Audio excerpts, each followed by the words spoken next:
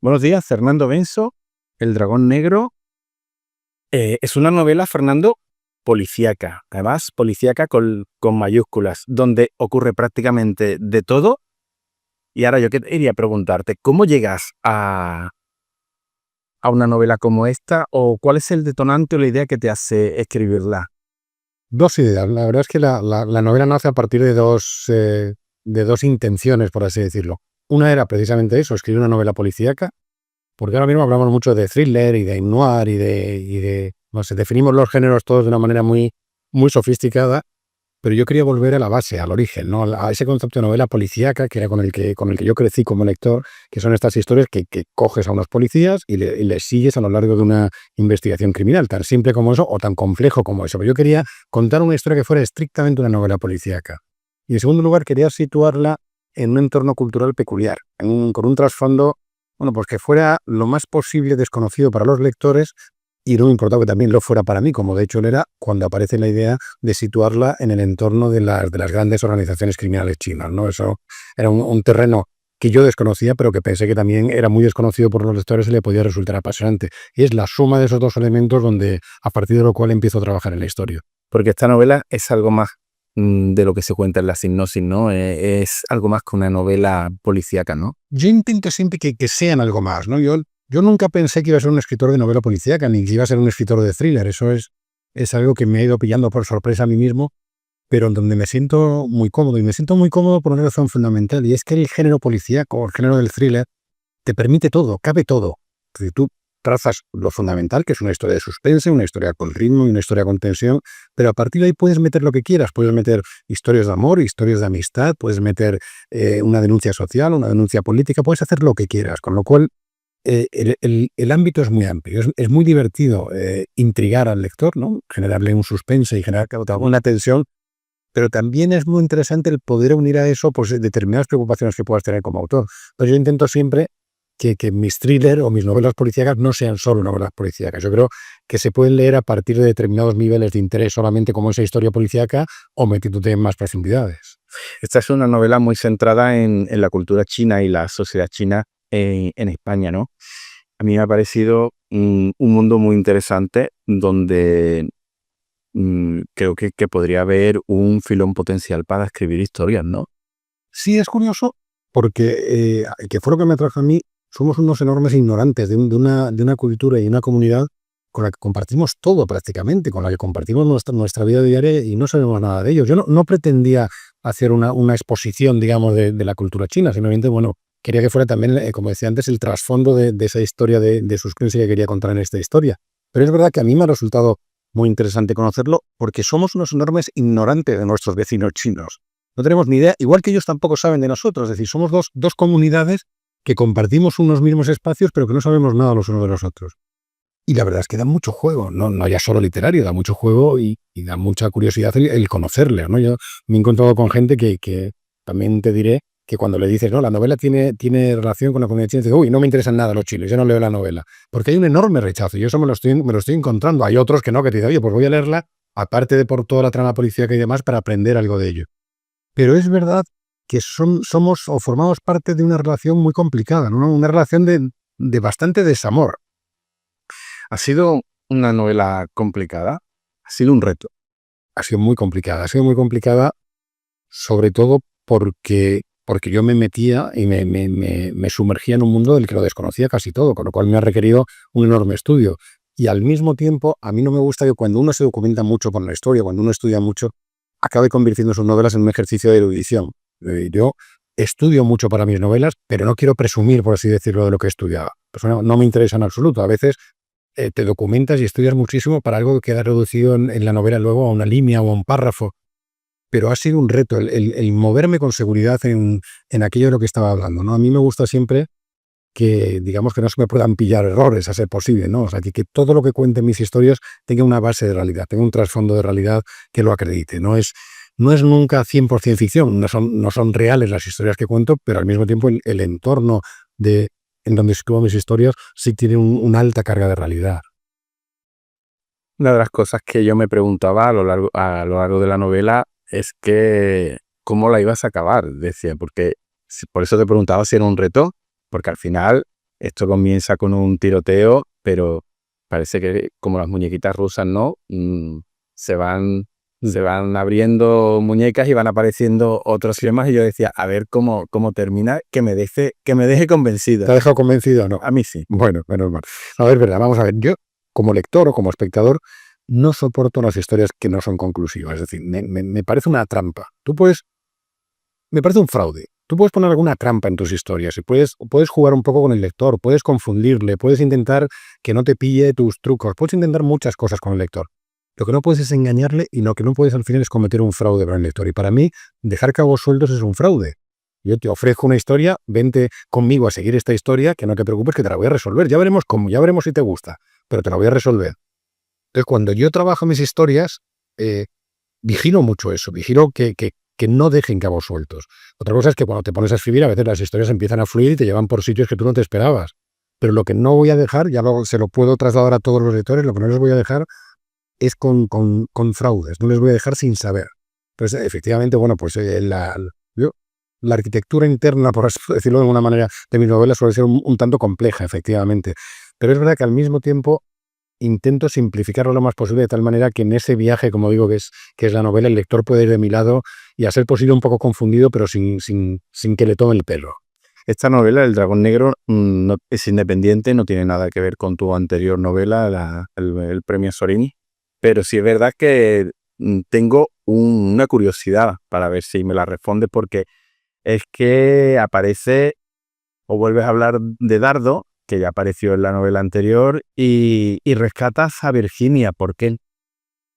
Porque un autor se tiene que dar esos pequeños gustos. Es que yo no lo he hecho por los lectores, lo he hecho por mí, ¿no? Por dos razones. Una, no, por una razón fundamental, vamos a ver. Dardo aquí, digamos que hace un cameo.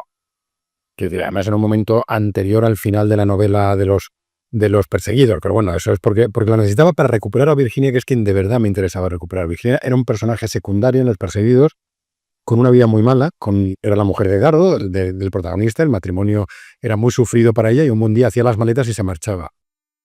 Y yo me había quedado con la sensación, en eso justo que hablábamos antes, ¿no? En esa obsesión mía por no dejar cabos sueltos, yo acabé teniendo la sensación de que mi único cabo suelto en Los Perseguidos era Virginia. No sé si a los lectores les importaba, pero a mí sí me quedó la sensación de qué ha sido de Virginia, dónde está, cómo le ha tratado la vida.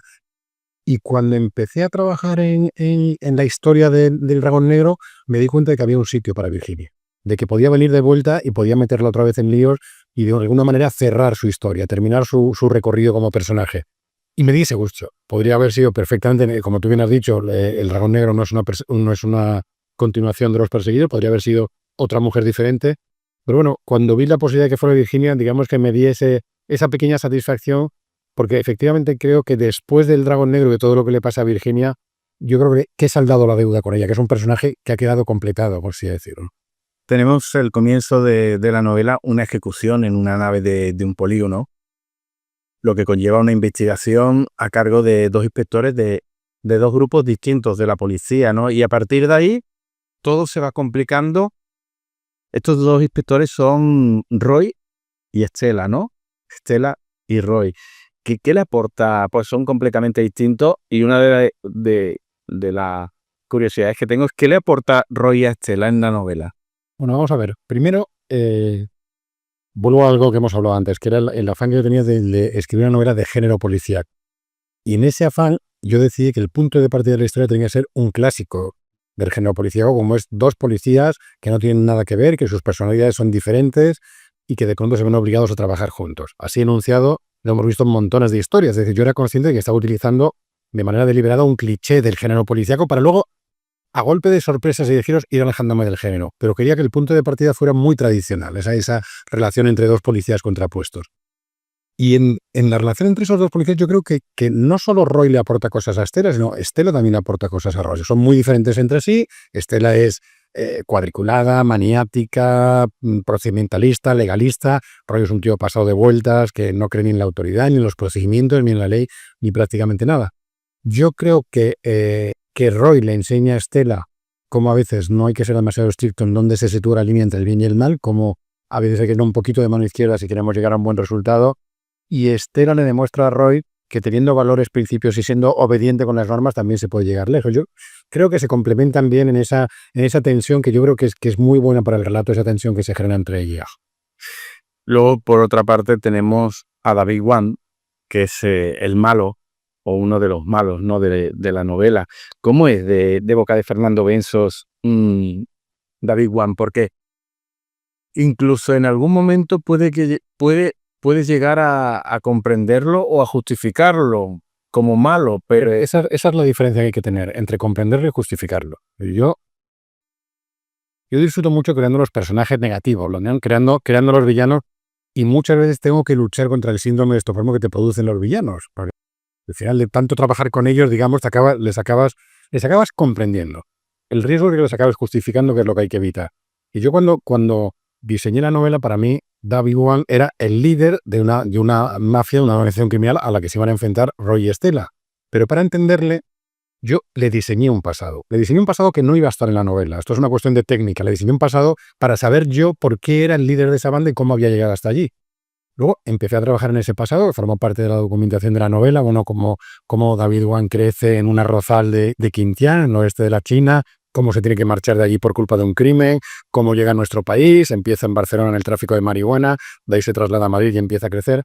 En fin, todas esas historias que al principio no iban a estar en la novela, luego me di cuenta que tenían empaque suficiente para estar en la novela, que iban a ser interesantes y que era una de las tramas, una de las líneas que quería contar en la novela. a mí me ha fascinado. Sí, no, yo creo que enriquece la novela. Cuando caí en la cuenta de eso, forma parte del proceso de creación de la historia, de decir, oye, aquí hay una historia que también quiero contar, además de la de Roy y Estela. Entonces yo creo que David Wan es un personaje fascinante, la verdad es que su vida es increíble, no está muy alejada de la realidad, es decir, existen personajes así, como siempre digo, hay un trasfondo de realidad en lo que escribo, pero sin justificarle, no. David Wan es un criminal, es un asesino, es un traficante. Otra cosa es que yo quiera que el lector comprenda por qué está ahí, que era lo que te decía antes. Es decir, comprender por qué este señor está donde está, pero no justificarle. Sigue siendo el malo y por mucho que te pueda interesar su historia, sigue siendo el villano de la historia que estamos contando. Volvemos a Estela y Roy. Yo en alguna entrevista te he dicho curiosidad por saber si la gente le cae bien Roy. Yo te digo que soy de los que a mí me ha gustado Roy mucho. Es que es muy divertida, la reacción de la gente de Roy es muy divertida. No, a mí me ha encantado, y tú dices que, hombre, que es un tío divertido, pero que no sería de los mejores amigos. A mí no me importaría tenerlo de amigos. Pues mira, yo con Roy es que me he divertido mucho porque ha ocurrido lo que yo quería que ocurriese. La verdad es que debo decir que me siento muy satisfecho. Roy es un tío, es de esos tíos que nosotros conocemos en la vida real, todos los conocemos, que tienen ramonazos machistas, ramonazos racistas, ramonazos de facha, ramonazos de no sé qué, pero de pronto tomas una caña con él y dices, maldita sea, este tío me está cayendo bien. Entonces, eso es lo que yo quería contar, que era una línea muy complicada. No, o cuando crees que este hombre no puede tener a nadie que le caiga bien, te das cuenta que empiezas a hablar con todo el mundo. Y dice, mira, me ha pasado con la lectura de la novela. Con Roy es lo que más me divierte de todo, las reacciones. Que hay un grupo de lectores que dicen, este tío es insoportable, que mal me cae, qué personaje más asqueroso, y otro tipo de lectores que dicen, uy, cómo lo he pasado de bien con este personaje, me ha encantado. Bueno, eso es lo que yo quería, que fuera un tío que te repela, pero al mismo tiempo no puedes evitar pensar, bueno, yo un par de cañas con él me tomaba. Eso es lo que yo quería crear como personaje, con lo cual que esté habiendo reacciones muy contradictorias respecto a él me divierte mucho, ¿no? Me río mucho por dentro porque me da mucha satisfacción, era lo que yo pretendía. ¿Roy o Estela? Roy, como personaje. Roy, sin duda. Roy tiene muchos más matices. Es mucho más divertido porque Roy tiene ese lado canalla, está al borde siempre eso de caer fatal. Estela es una sufriente, sufre demasiado. Yo creo que Estela ha salido de problemas de salud mental, tiene el problema de tener que sacar a su hija adelante al mismo tiempo que se enfrenta a una mafia china. En fin, Estela siempre está contenida. Roy es un personaje que permite la expansión, ¿no? Entonces, para un autor da mucho más juego un Roy que una Estela. Yo creo que el punto fuerte de Estela es que está en reconstrucción, ¿no? Está en reconstrucción y además la construcción le lleva a un sitio donde no esperaba estar, que es totalmente alejado de esa personalidad cuadriculada que ha tenido hasta entonces, ¿no? El gran dilema de la novela, que es cuál es la línea que separa el bien y el mal, es el dilema por el que va a pasar Estela. Es decir, en el viaje que hace a lo largo de la novela, probablemente Estela sea la que más cambia, porque es la que de manera más directa se tiene que enfrentar a dilemas que probablemente Roy no se tenga que enfrentar. Roy se los salta directamente. Stella necesita enfrentarse a ellos. Y si hablamos de malos, como estábamos hablando antes de David Wan, el dragón negro no está puesto por casualidad, ¿no? No. Otra cuestión de construcción de las novelas curiosa es que yo no puedo empezar a escribir una novela si no tengo un título. No sé por qué, no tengo ninguna respuesta a ello, pero necesito un título, si no es imposible. Yo tenía otro título que además, no es que no lo quiera decir, sino que se me ha olvidado, pero tenía otro título cuando empecé a escribirla, hasta que empecé a aprender y descubrí la historia o la cosmología de los dragones chinos. Que me sorprendieron dos cosas que no sabía.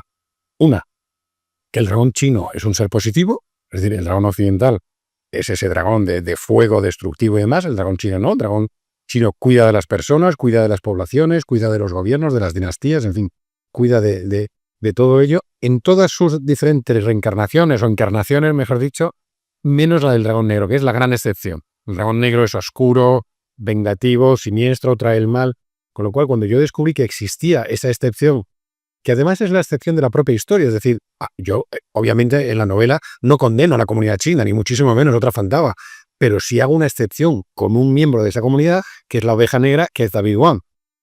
Es un dragón negro. Entonces comprendí perfectamente que David Wan era un dragón negro y por tanto automáticamente se convirtió en el título de la novela, claro.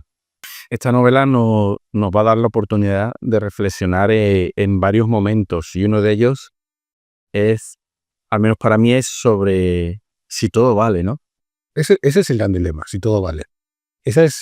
Yo espero que haya reflexión a lo largo de toda la lectura, pero sobre todo yo lo que quería era una reflexión cuando acabas la novela, ¿no? La sensación de que tú acabas la novela, una novela que es una historia policíaca, que es una historia de entretenimiento, y yo pretendo como autor, que la primera reacción sea que bien me lo he pasado, ¿no? Que cómo me ha enganchado, cómo me ha intrigado, cómo me ha sorprendido, en fin, todas esas cosas que uno persigue cuando escribe una novela de suspense. Quiero que esa sea la primera reacción.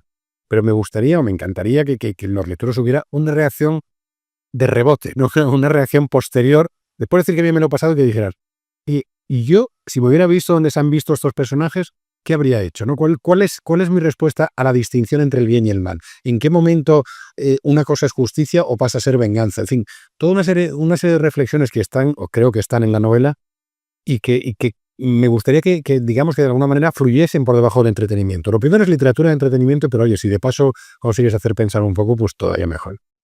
Y para finalizar, hay un personaje turbio, digamos que pertenece al mundo de las cloacas policiales, ¿no? Que es Romero. ¿Existen los Romeros? Yo estoy convencido que existe, estoy absolutamente convencido. Y ahí he tenido, con el bicho, como se llama en la novela, he tenido la mayor tentación de síndrome de Estocolmo de toda la novela, ¿no? Porque era un personaje que me acabó divirtiendo, ¿no? Es de estos personajes que cuando te toca como autor relacionarte con él te entra la risa, ¿no? Porque es un bicho. Y a mí particularmente, desde el primer momento me caía fatal, pero necesitaba que apareciera porque cada vez que aparece ilumina, Claro, o sea, ilumina la escena. a mí aquí sí confieso el síndrome de Estocolmo y me acabó cayendo estupendamente. Yo creo que existen, yo creo que existe un submundo en todo, claro, lo vemos a diario en los medios de comunicación. A mí, mira, te diré una cosa que me pasó cuando estaba escribiendo la novela que me hizo reír mucho. Tú estás planeando la novela y diciendo, bueno, no me voy a pasar de frenada con los policías corruptos o con lo que cuente, que no parezca toda una fantasía completamente desmadrada, y según estaba construyendo mis personajes, sale la noticia en los medios de que el jefe de la unidad antidroga de la Policía Nacional o de la Policía de Madrid, de no sé dónde, tenía 20 millones de euros detrás de una pared de su casa y 5 coches deportivos en la puerta. Claro, a mí me entró la risa cuando vi esa noticia. Yo aquí estoy teniendo cuidado de ser creíble, de no hacer personajes demasiado exagerados, y siempre la realidad supera la ficción, ¿no? Te aparece el jefe de la unidad antidroga con 20 millones de euros empalados en su propia casa. Con lo cual, bueno, que existen esos personajes, pues no hay más que mirar los periódicos para darse cuenta de que existen. Y algunos son tan chuscos, como es el caso del bicho, ¿no? En la novela, que al final de tan chusco, bueno, pues te puedes permitir que te hagan un poco de gracia, ¿no? Sí, es verdad que yo te agradezco la novela porque hay algo que me ha llamado mucho la atención, y es que muchas veces las cosas que ocurren no tenemos ni la menor idea de toda la repercusión o de todo lo que puede haber detrás de un simple hecho. A lo mejor tiene relación con el Congo, con China, o con... Esa es una de las cosas que a mí me quería mostrar en la novela, la sensación de que nosotros convivimos sin saberlo con ese mundo. En en los mismos bares en los que estamos, en las calles por las que caminamos, en los espacios que ocupamos, también nos ocupa una criminalidad que está ahí, que no la vemos, los ciudadanos normales no la vemos, pero que al final no solo está ahí, sino que además tiene unas ramificaciones increíbles, porque la criminalidad y los fenómenos criminales rara vez son de aislados, generalmente por una especie de enorme red y de complejísima red, que lo que ocurre efectivamente, como dices, lo que puede ocurrir aquí tiene una repercusión en el Congo, por decir algún sitio. Bueno, esa era parte de lo que yo quería exponer en la novela. Pues Fernando, ha sido un placer. Pues Fernando, ¿qué te voy a decir?